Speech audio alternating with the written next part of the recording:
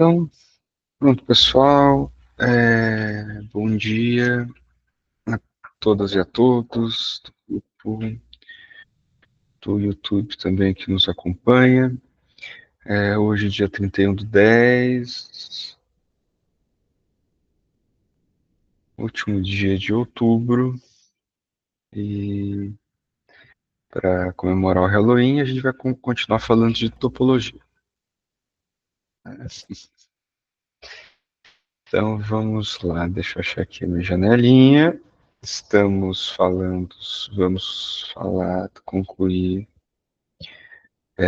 o tópico, a letra B, não me lembro mais já o nome, a gente volta aqui e descobre. Cadê a letra B? Aqui, ó. Formalização, intuição e suas relações com o limite e o excesso.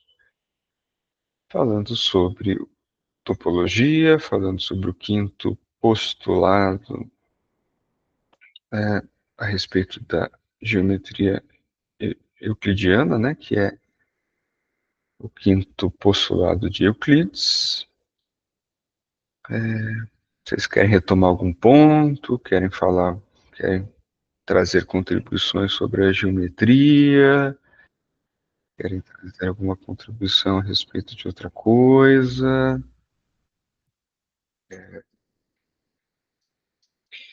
Então, vamos dar sequência. A gente parou aqui, tá? Então, existe uma imagem intuitiva, né, falando sobre a questão da intuição enquanto conhecimento, né? Lembrando das características da intuição, que eram. Onde é que estão aqui? Anotei. Retomar, cadê aqui? Ó, que ela é direta, imediata, completa e adequada, e opõe-se ao pensamento discursivo, à dedução e ao conceito. Lembrando que o quinto postulado de Euclides, apesar de ser intuitivamente verdadeiro, ele matematicamente ele é impossível de ser demonstrado. Então existe uma imagem intuitiva do espaço, desde que existem seres humanos falantes, embora com diferenças de acordo com as variações culturais, sociais e artísticas. De que espaço que a gente está falando? Do espaço tridimensional. No entanto, a ciência moderna, desde Descartes, baseia-se na sua diferenciação em relação ao saber ou ao conhecimento fornecido pela intuição sensível. A solução que chegou Lobachevsky, né? Então Lobachevsky foi aquele que postulou, né, algo contrário à intuição, né, ao saber estabelecido pela geometria euclidiana, e a partir disso estabelece uma nova geometria. A solução que chegou Lobachevsky baseou-se no estabelecimento da impossibilidade de demonstrar matematicamente um dado intuitivo e questionável.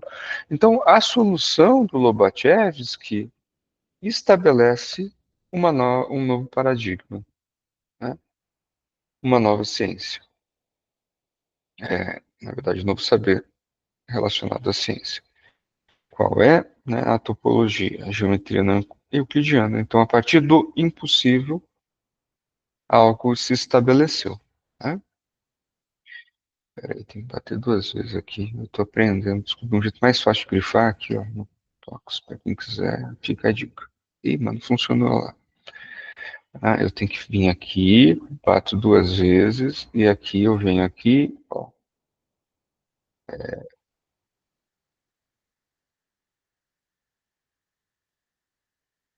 Não, não funcionou, estou passando vergonha.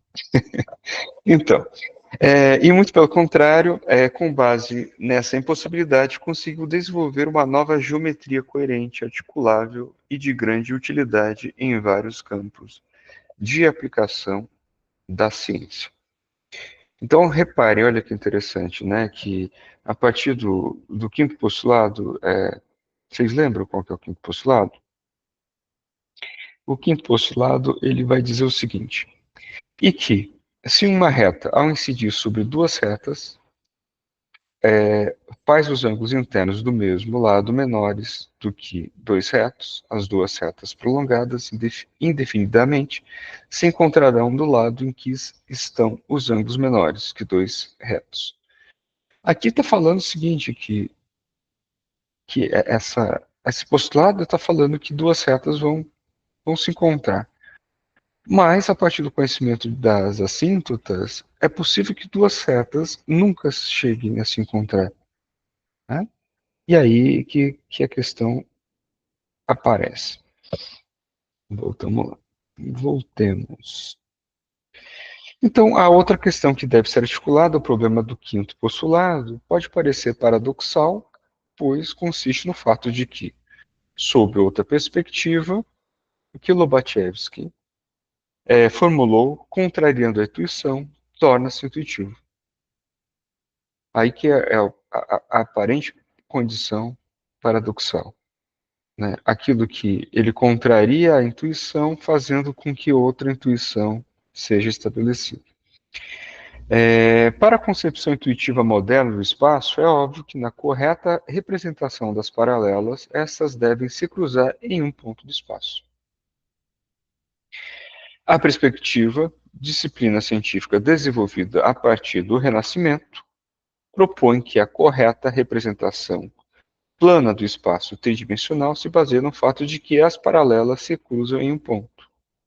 Então, a partir do movimento renascentista, principalmente o artístico, etc., que vai englobar não só o artístico, se estabeleceu algo que vai ser chamado de ponto de fuga, que inclusive depois é inclusive trabalhado pelo Deleuze e Guattari também, o chamado ponto de fuga ao infinito, concepção que Erwin Panofsky denominou de uma intuição perspectiva do espaço.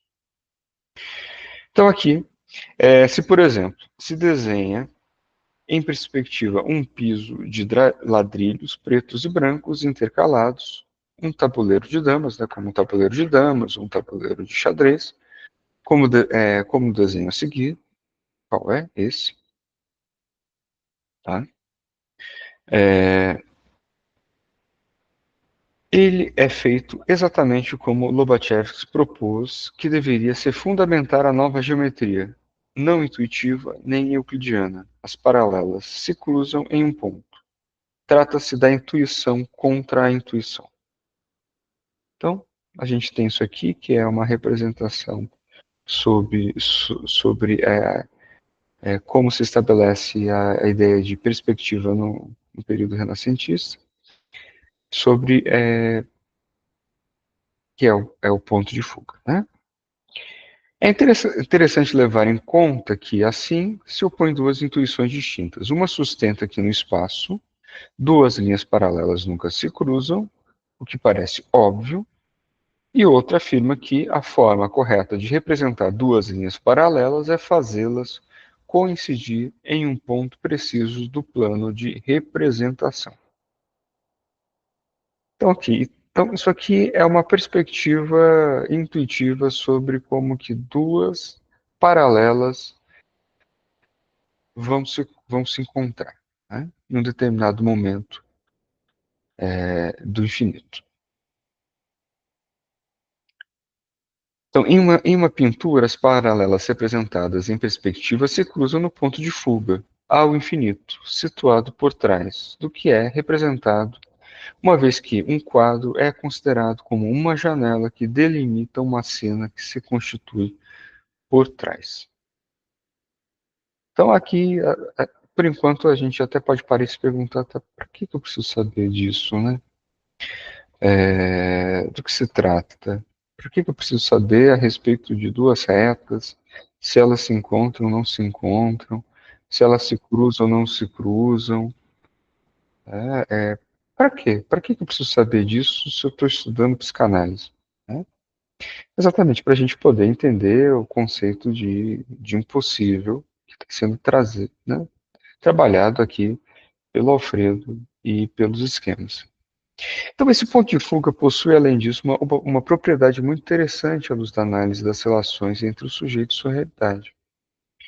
Então, aqui, a articulação, pensar ponto de fuga enquanto uma propriedade, para ser na relação entre sujeito e sua realidade. Assim, então, a gente vem trabalhando o esquema da realidade, que é o esquema, né, da realidade psíquica, né, e de como o sujeito, né, o sujeito no sentido amplo do termo, ou na psicose, né, ou no campo do intervalo na holófrase, vão se estabelecer. Então, a que altura no quadro se localiza o ponto de fuga ao infinito? Então, a pergunta é que quando a gente compõe, é composto um ponto de fuga numa perspectiva, né, do exemplo renascentista, aqui a resposta tem que estar na altura dos olhos do possível espectador.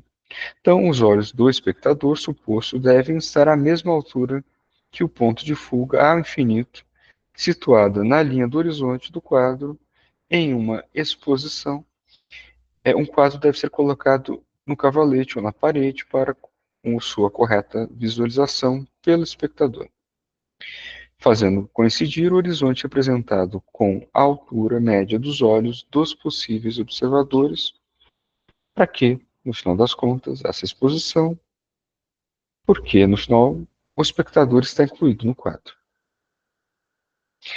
Então, assim, no percurso que partindo do esquema R, considerado como um quadrângulo, né, ou seja, a partir da composição de dois cenários, né, um quadro fechado ou limitado, e do esquema I, onde os dois ramos da hipérbole e as assíntotas introduzem o infinito e a ausência de limite finito, passando pelo quinto postulado e o problema da oposição entre intuitivo e o impulsivo, e pela manobra de Lobachevsky, articulada à perspectiva, chega-se ao plano projetivo.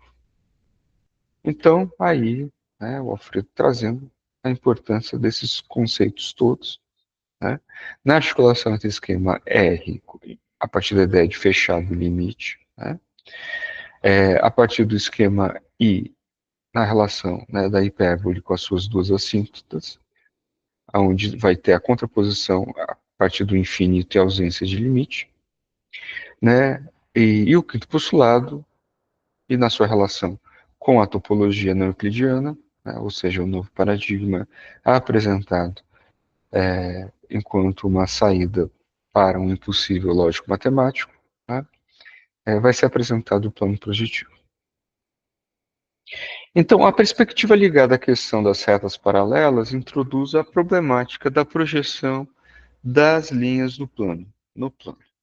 A partir daí, abre-se o caminho para a análise de projeção, não a psicológica, embora também a psicanálise desenvolvida por Lacan, mas a das linhas de um plano denominado plano projetivo. É o tema de estudo fundamental da geometria projetiva.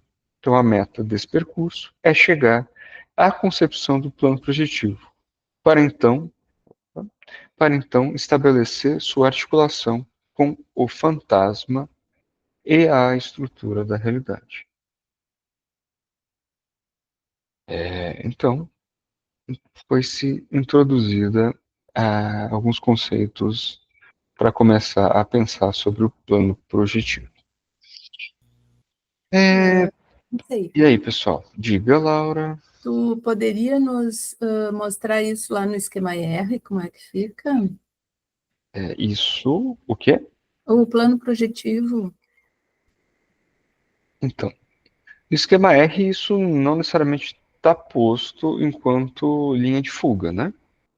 Ainda, nesse plano projetivo, tá? Ele primeiro, está fazendo a contraposição entre dois pontos, né? O que seria basicamente o esquema R enquanto aquilo que comporta limite e algo fechado, né? E o esquema I, aquilo que se coloca enquanto, né, infinito e aberto, ou seja, não há algo que é colocado enquanto lei, né?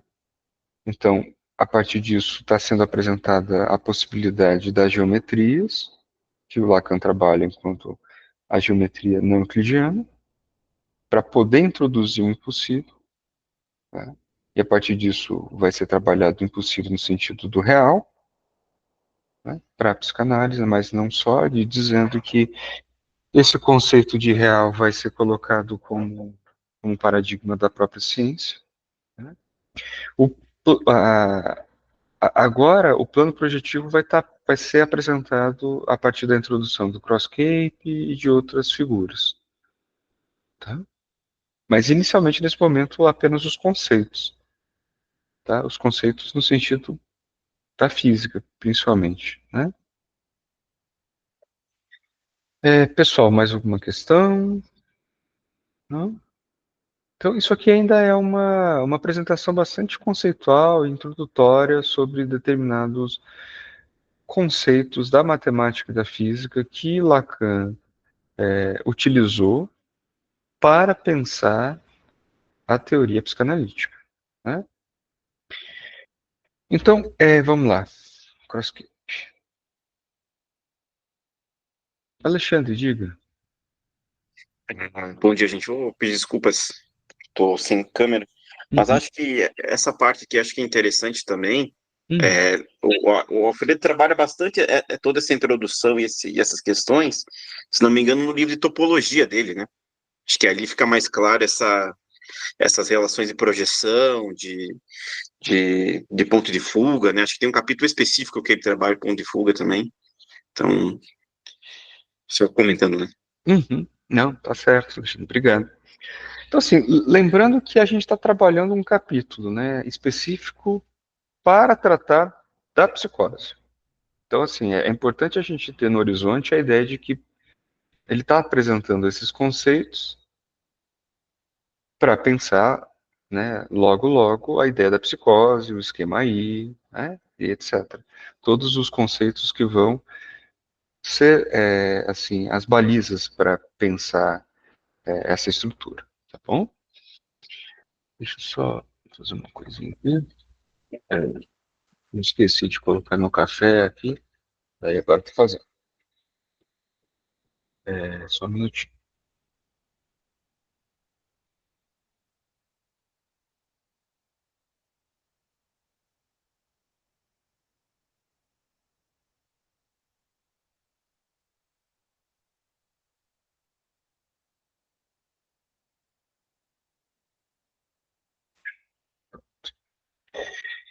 Então, agora,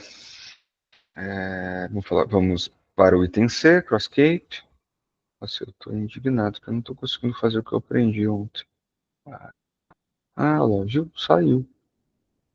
Então, no final das contas, aí, vamos ver aqui assim, assim.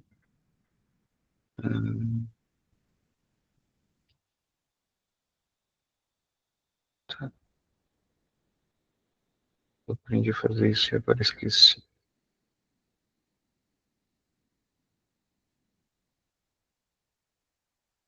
Lá deu certo. Sabia que eu ia conseguir voltar. Então vamos lá, pessoal. Crosscape, introduzindo a questão do plano projetivo. Olha lá, então agora que vai ser introduzida a questão do plano projetivo. Tá bom, Laura?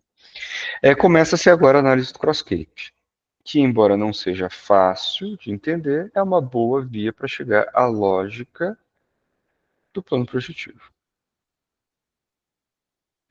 Deixar aqui a Laurence para entrar. Então, na história da geometria, a geometria projetiva, cujo fundamento é o plano projetivo. Então, vamos introduzir a geometria projetiva, né? Ela precedeu a topologia, já que ela é uma consequência direta do desenvolvimento da perspectiva anterior à topologia. Então, propõe-se aqui seguir um caminho inverso ao histórico, pois essa abordagem facilita a aproximação a esses problemas nos fundamentos da psicanálise lacaniana. Tanto é que já foi apresentado, então, a topologia antes mesmo, na história da topologia, a partir do quinto postulado, antes mesmo do plano projetivo. Então, aqui o Alfredo faz uma pergunta que é o que é um crosscape? Né? Daí, aqui, em primeiro lugar, como é uma designação em inglês, é necessário traduzi-la cross como atravessamento e cape como, né, chapéu, boné, né, aquilo que quanto, né, tampa, né? Então, crosscape designa uma superfície que é tapada ou fechada com uma abertura atravessada. Então, a partir da definição, primeiro que quando a gente está falando de plano projetivo, a gente está falando sim de superfície. Né? Assim, quando a gente está falando de topologia, a gente também está falando de superfície. Daí cabe uma pergunta, mas quando eu olho um toro, quando eu vejo uma garrafa de Klein, ué, parece que eu estou vendo mais que uma superfície. Sim, parece, porque algumas delas é possível serem submergidas no plano 3D, outras não. Mas todas se tratam, em topologia, de uma superfície bidimensional, tá? Então, apenas para isso. Então, ela é uma superfície, ela é tapada ou fechada, com uma cobertura, e essa cobertura atravessada. Então, que tipo de objeto é esse? Né? Supondo-se a partir de uma esfera furada, como um vaso ou uma floreira, um crosscape é o objeto em que o buraco é fechado por uma banda de Möbius. Então, aqui a gente tem mais uma informação. Então, é um buraco e é fechado. Então, se é uma superfície é tapada, no caso do crosscape, por uma banda de Möbius auto-atravessada. Né? E aqui o cross é o auto-atravessado, funcionando com uma tampa ou cobertura. Então, vamos lá. Então, para que a banda de Möbius sirva como tampa do crosscape, ela deve estar achatada e penetrar-se a si mesma pela linha central. Então, aqui a gente tem mais uma característica importante para a condição de ser uma tampa do crosscape, que ela seja achatada e penetrada por essa linha central. Ou seja, sua linha média deve auto-atravessar-se. Então, a banda de Möbius padrão e a banda de Möbius que se auto-atravessa por sua linha média são topologicamente equivalentes, embora ocupem uma posição distinta no espaço tridimensional. E aqui, nota do tridimensional. Então, a partir daqui, utiliza-se como referência o texto de Mário César Tomei, Topologia Elementar, especialmente útil para o tratamento desses difíceis problemas. Né? Então, está em Gráficas e Serviços. Vários dos esquemas apresentados nessas páginas foram extraídos do texto de Tomei, tá? Que é do texto de Topologia Elementar. Tá, cadê? Onde que tá a nota 7 que eu perdi? Achei, tá do lado de onde eu grifei. Então, essa linha de autopenetração é o que coloca o interior e o exterior do crosscape em continuidade. Assim, o crosscape é uma superfície fechada, uma vez que o buraco da esfera é fechado pela banda de Möbius, mas que não delimita espaço, pois o interior e o exterior estão em continuidade. Então, essa é uma característica bastante importante, tá, do crosscape. Né? Além de que o buraco é fechado pela banda. Né? Então, após o fechamento, o crosscape é topologicamente equivalente a uma esfera com uma linha de autopenetração. Então, vamos lá. Então, uma banda de Möbius com linha de penetração ou pseudopenetração. Ao contrário da banda de Möbius padrão, apesar de ser topologicamente equivalente, é impossível de imergir no espaço 3D. Então, a gente está falando que essa banda de Möbius utilizada para tampar o buraco, né, no crosscape, não pode ser representada no espaço 3D. O que, em linguagem topológica, significa que é impossível sua realização material por meio de um objeto no espaço dimensional. Então, a gente não tem como representá-la no espaço 3D. A realização material do crosscape é impossível. assim como é impossível imergi-lo no espaço tridimensional, dada a estrutura de fechamento da esfera pela banda de Möbius, autoatravessada por sua linha média.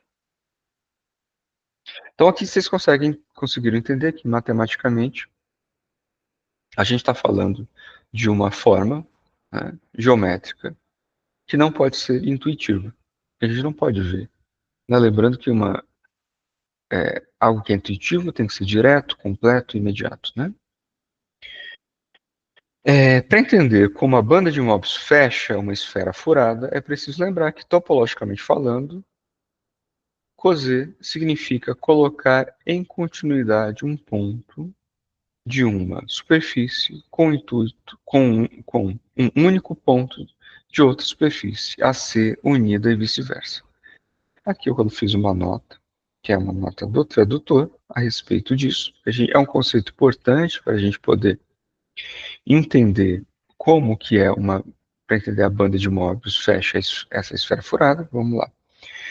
Então, coser, em um sentido topológico, refere-se ao ato de unir ou conectar pontos específicos de duas superfícies para criar continuidade entre elas. Trata-se de uma operação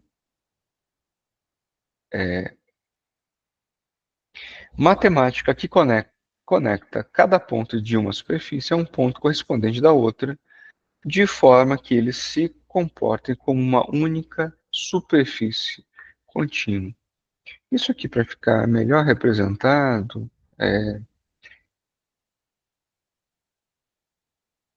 vamos ver se vai aparecer. É basicamente, deixa eu ver se eu acho aqui um exemplo.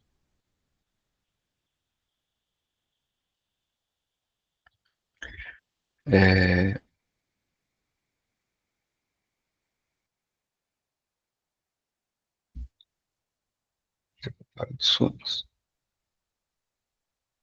então aqui, olha, né, isso aqui, por exemplo, abrir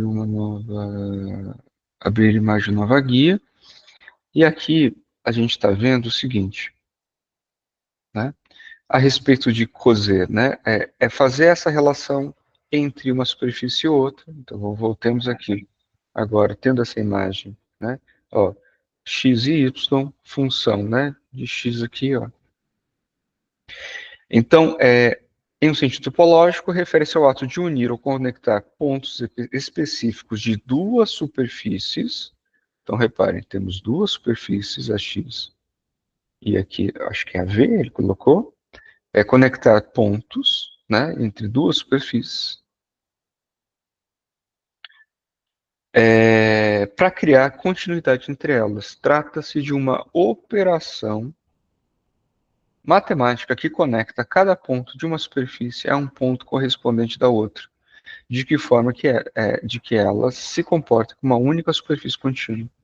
Então, isso aqui teria o efeito, né, a partir disso, poderia ter vários outros pontos de ligação, fazendo com que essas duas superfícies, ao serem conectadas, se comportem como uma única superfície. E curiosamente, né, quando eu estudei topologia matemática, é, é disso que se trata. Né? Quando a gente está falando assim, a gente consegue basicamente o efeito, por exemplo, de um toro, etc., é, é a representação da superfície, mas a gente calcula a partir dessa relação entre função. Né? Então, quando a gente vê uma banda de Möbius, etc., é só o resultado final daquele cálculo. Né? No final das contas, se trabalha dessa maneira aqui. Tá? Então, voltemos.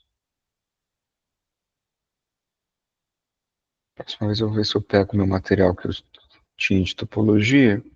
Eu tenho que eu salvei, e trago esses exemplos para vocês verem que não tem nada a ver. Nada a ver no sentido de assim, de que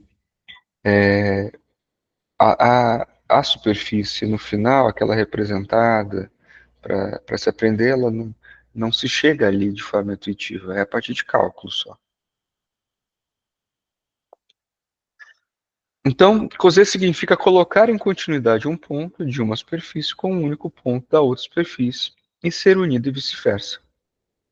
É uma relação biunívoca. Um elemento é somente um de um conjunto, com um é somente um do outro conjunto. Tanto é que depois é estabelecido a relação em função dos conjuntos, né? Faz a chavezinha e coloca. Então, a transformação topológica caracteriza-se, além disso, por ser bicontínua. Um ponto infinitamente próximo a outro deve permanecer assim após a transformação.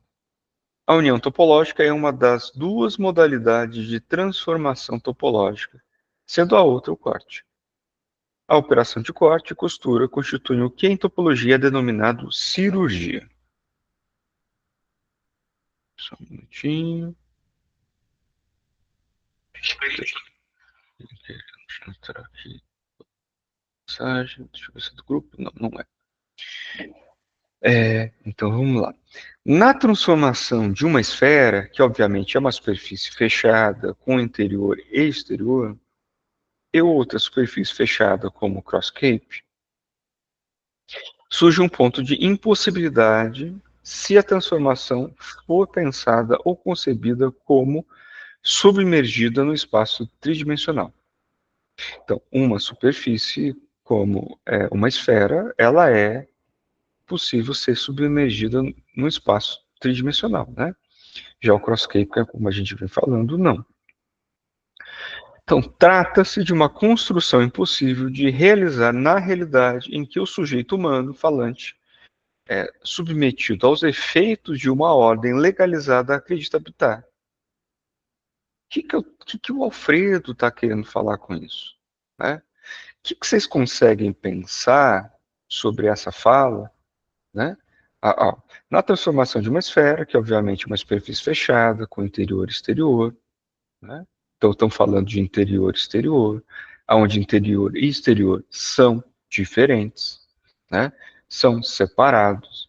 E uma outra superfície fechada como cross-cape, onde ela vai ser tapada, o furo vai ser tapado com uma banda de Möbius, com uma linha mediana, né, atravessando, onde interior e exterior não mais são separados, né, surge um ponto de impossibilidade de se a transformação foi pensada ou concebida como submergida no espaço tridimensional.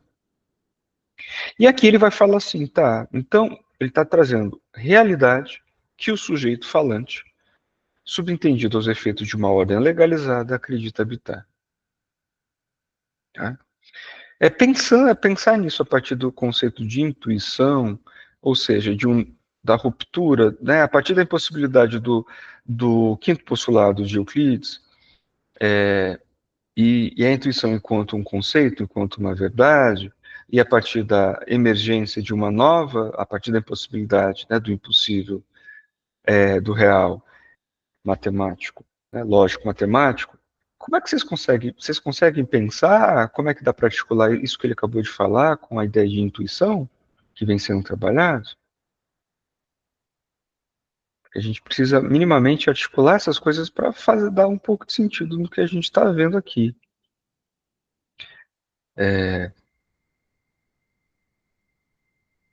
E aí, Zenildo, como é que tá? Você consegue articular isso que vem sendo trabalho com, retomando a ideia de intuição? É porque eu perguntei para você porque você é o único rostinho que está aparecendo.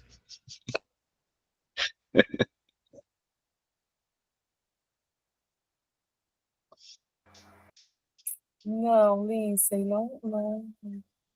Tá, então a gente não está conseguindo Ok, alcançar ainda isso, né?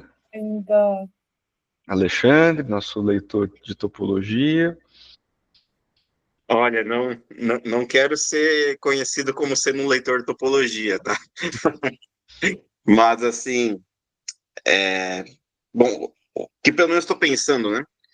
É que, proposta no Alfredo, até no último encontro, que é interessante, é que Justamente a intuição a gente trata como algo do senso comum, né? Ou como algo da experiência. E o Alfredo está dizendo que a gente pode colocar algo como um conceito, né?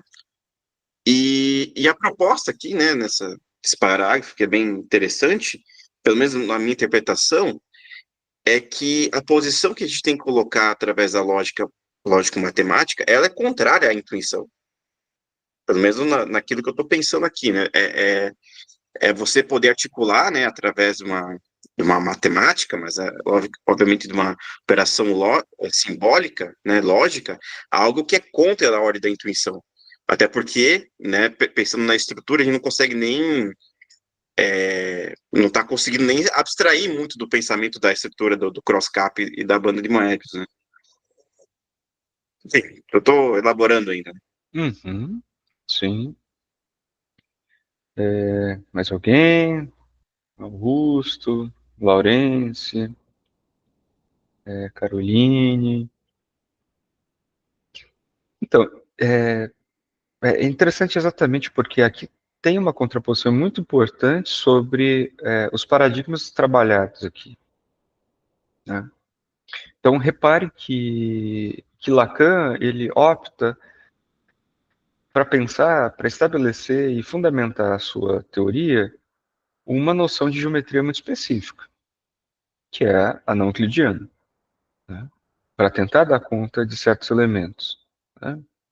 E é interessante, inclusive, assim, eu vou falar numa pós da USP sobre psicose, e estava relendo alguns comentários do Lacan, e o Lacan até fala algo assim, ele, obviamente eu consegui pegar isso porque a gente está trabalhando isso, que ele fala assim, quando Freud constrói o caso Schreber, o Lacan até fala o seguinte, Freud conseguiu alcançar até intuitivamente certos pontos, né?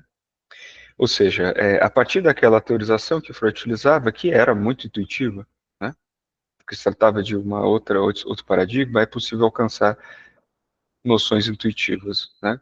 Mas, por outro lado, o que a gente vai tentando pensar aqui é que, olha, para pensar a noção de realidade, a distinção entre os efeitos, né, dessa distorção entre o campo do intervalo, né, da extração do objeto A para a psicose, a intuição, né, o conhecimento intuitivo não alcança. Não é possível. É preciso uma nova teorização, é preciso, né, por exemplo, a própria topologia, que é não euclidiana, né, a geometria não euclidiana, para tentar estabelecer certos conceitos, né? Então, aqui é bastante importante, né? Ele está habilitando essa ideia, né? Esses conceitos, para dizer, olha, né? Muito do que a gente vai trabalhar aqui não é intuitivo, não é possível ser intuitivo. Estamos trabalhando a partir de outra lógica, né? Uma lógica não intuitiva. Então, tanto é que ele traz um passo além para pensar a, a clínica da extração do objeto, a clínica, então, assim, da falta de limite, a clínica do infinito, né, como algo que não vai ser da ordem do intuitivo, de um saber intuitivo. Tá? Então, por isso que aqui, toda essa coisa que pode parecer, por que que eu tô, para que isso? Por que que isso? Por que o Alfredo está falando de matemática, topologia, geometria? Exatamente porque a fundamentação do Lacan se baseia a partir desse paradigma que é muito diferente. Então, tentar, daí que, por exemplo, a chave de leitura que é fundamental para nós, pelo menos aqui da Pola, é dessa tentativa mínima de desambiguação para a gente conseguir operar a partir de novas lógicas, né? Por exemplo, a lógica que é uma lógica que não é, por exemplo, da geometria euclidiana, né? Tentar fazer atravessar isso utilizando um paradigma anterior, isso vai incorrer em erros, né? Porque não corresponde à lógica utilizada, né? Então tá. E aí, Zenildo? Dá para tentar avançar mais agora?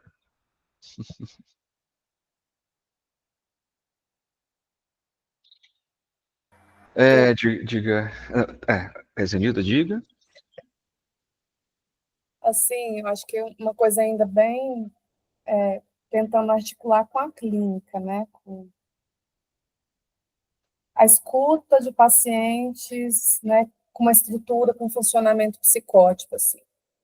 Como que se for tentar, né? Eu acho que para todos, né? Assim, mas tem algo específico, né? Na fala, né? Que se a gente for tentar fazer esse tipo de leitura, né? Eu acho que a chave de leitura é totalmente diferente, assim, porque a gente fica esperando, né? Pelo menos para mim, né, que comecei a receber, né, mais pessoas com esse tipo de funcionamento. Então, assim, não tem uma lógica, assim, a fala, ela não tem uma lógica muito estruturada, assim. Está falando de uma coisa, daqui a pouco fala de outra, daqui a pouco fala de outra. Não tem uma sequência, essa cadeia, né, assim, que tem holofraseada, né, que tem o buraco ali, né, então ela não tem essa sequência, não tem uma fala que você espera o início, meio e fim, articular uma coisa com a outra. Então, eu fiquei pensando mais por aí, assim, como que de tentar fazer, né, essa associação com a escuta, né, assim, com a intervenção, com esse tipo de pessoas que, né, têm esse tipo de funcionamento, assim. Uhum, sim. Mas, Alexandre? Só fazer mais um comentário, é um pouco próximo, acho que talvez que a Zenilda está falando, mas o Alfredo trabalha isso em outros momentos, mas o que é interessante marcar aqui é, é que o analista ele vai ter que determinar esse, de certa forma, esse impossível do caso clínico, né? Assim, o paciente vem, diz que, me separei, a gente sabe que não sei quantos milhões de pessoas se separam, bom, o que tem demais, e aí que tá, não é intuitivo justamente isso, né? É poder, através de certas coordenadas, poder pensar esse impossível do caso que está em jogo, né? Da mesma forma que e isso, no outro Lacan, né, ele comenta mais isso do impossível e do dificílimo, né? Porque tem coisas que são muito difíceis, mas não são impossíveis. Agora, clinicamente falando, você vai ter algumas coordenadas que se aparecem, né, manifestam no real, que é justamente esse impossível que nós temos que trabalhar. E pegando um pouquinho, a gente viu algumas semanas atrás a questão do esquema aí, né, que você vai ter agora de cabeça não me lembro qual que é o elemento que está fora colhido, né, do caso do Schreber, mas ali tem esses impossíveis, né, que não podem, de certa forma, funcionar de forma alguma, né. Então, acho que tem também uma determinação para poder pensar quais são os impossíveis do caso, que talvez, né, na neurose vai operar de uma certa maneira, e na psicose eles vão operar de um outro tipo de funcionamento também, né? Sim, sim, então. No final das contas, eu acho que é muito fundamental, né? A nossa a clínica, pelo menos que, que a nossa leitura, pelo menos propõe, enquanto leitura da Paula, é que a teoria vai fundamentar a clínica. Então, nesse sentido, esses elementos são fundamentais para pensar os casos, né? Como, por exemplo, tem toda uma diferença de poder pensar a ideia de desejo, a ideia do impossível, né?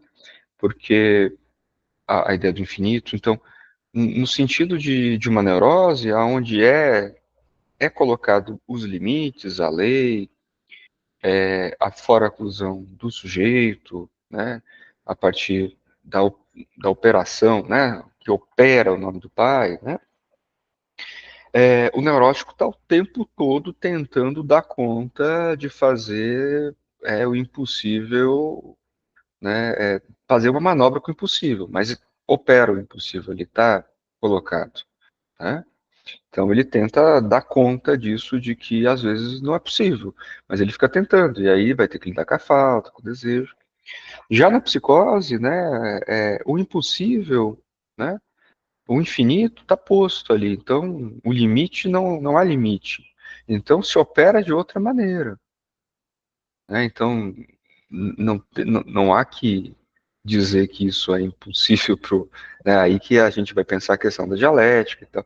Não há que dizer pro, né, pro psicótico que aquilo é que o delírio é um delírio, né? Não funciona assim, né? Não faz o mínimo sentido. O impossível ali, né, para o psicótico, nada é impossível, né, dentro dessa estrutura. Então, são questões muito importantes para a gente estabelecer um caso, entender o modo de funcionamento, e já que Lacan estabelece a sua teoria a partir desse paradigma que é diferente, né, não euclidiano, da topologia, precisamos entender bem, né, como é que se estabelece, né, os conceitos a partir disso. Tá? Aqui só para finalizar, então, enquanto a gente para aqui, ó, então, é uma construção lógico-matemática que introduz o impossível na realidade tridimensional. Então, aqui, na realidade tridimensional, é impossível fazer com que emerja, por exemplo, os cross-capes, né? Então, na realidade como tal, como funciona, por exemplo, para qualquer animal, isso aqui é bastante, assim, a forma muito didática, né? Então, a realidade colocada, por exemplo, na condição animal. O impossível não opera. Porque o impossível é um operador lógico-matemático. A gente precisa entender isso, né? Então, na realidade, para qualquer animal, o impossível não opera. Trata-se de uma construção de ordem simbólica. O impossível é um conceito, né? É um conceito utilizado dentro da ciência, dentro da matemática. Por vezes difícil de aprender mentalmente, que introduz o impossível. Então a ordem simbólica introduz o impossível. O impossível, o matematicamente impossível, deve ser distinguido do dificílimo.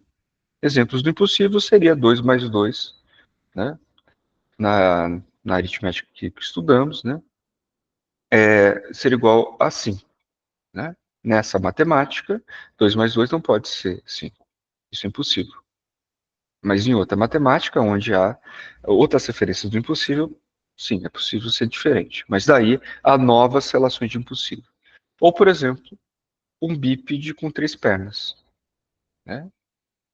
Então, um bípede de 3 pernas é impossível.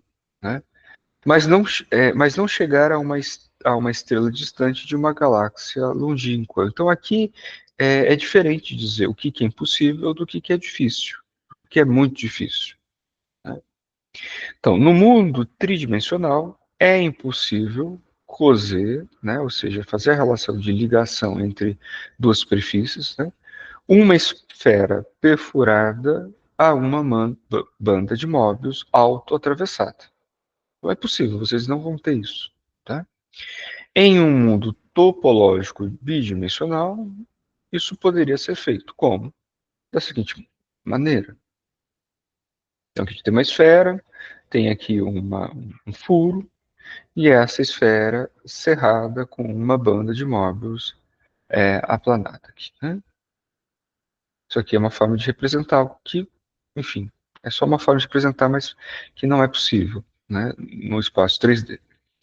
No esquema à esquerda está representada uma esfera oca com uma superfície e uma banda de Möbius autoatravessada, que no esquema à direita está costurada ao orifício, fechando assim a superfície.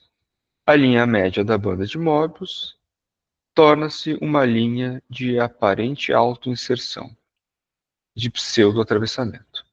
Outra forma de representar a costura das duas superfícies é a seguinte: banda de Möbius autoatravessada por uma linha média. A mesma banda estirada, né, esticada. Esfera com um furo, esfera com furo, deixa eu ver aqui, consigo. É fechada com banda de Möbius que se autoatravessa por sua linha média. Então, aqui, em um mundo bidimensional, essa superfície é perfeitamente normal. Porém, é impossível submergi-la, introduzi-la no mundo tridimensional. A submergibilidade é uma propriedade ou uma invariante topológica, uma característica das superfícies a ser considerada sob a perspectiva da topologia. Então, a banda de Möbius é submergível, assim como um toro, mas o cross-cape não, devido à impossibilidade de submergir a banda, tá, maiúsculo, a banda de Möbius autoatravessada. Então, antes de finalizar, falta só um pouquinho, já que a gente está encerrando, né? Deixa eu parar aqui de compartilhar. Então, aqui são vários elementos que estão sendo introduzidos a respeito de noções básicas de topologia, para poder pensar a teoria lacaniana, a distinção entre intervalo e holófrase, entre intervalo e psicose. Fazendo um pequeno paralelo, como um adendo, nós trabalhamos com a psicanálise lacaniana, né? Trabalhamos basicamente com um material, com uma matéria muito específica, que é a linguagem, né? E a linguagem também, quando estabelecida, né, ela é também bidimensional, né? E isso é só um adendo, a gente trabalha com uma linguagem bidimensional, né, como aquela apresentada pela, como é que fala? Pelos eixos cartesianos, né, como a simetria, como a sincronia e a diacronia, né? Então, a partir da metáfora, metonímia, então, isso vai sendo articulado no decorrer do ensino de Lacan, né? A teoria da linguagem, que ele estabelece, com a teoria topológica, a lógica, a matemática.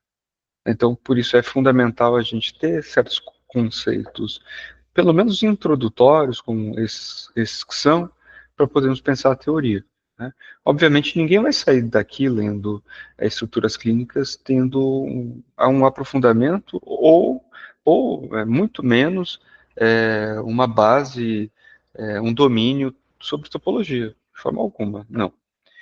Além disso, o que a gente precisa enquanto psicanalistas não é sobre o saber prático da matemática, da topologia, mas sim desses conceitos para poder pensar, porque Lacan ele não é um matemático, né? E a gente não faz matemática, assim como Lacan não é um linguista e ele não faz teoria da linguagem, né? Ele utiliza-se, né? Faz uso disso para poder conceber a própria teoria. Então a gente vai até um certo ponto, né? Tá? Então é importante entender também os limites dessa introdução. É isso, pessoal. Né? Não é simples, mas também não é impossível, né? De entender isso. Talvez às vezes fica meio sem sentido, enquanto não se alcança a articulação entre isso e a teoria. Tá? Pessoal, então, se não tiver mais questões, queria agradecer a participação de vocês e nos vemos na próxima quinta-feira, às 10 horas. Bem?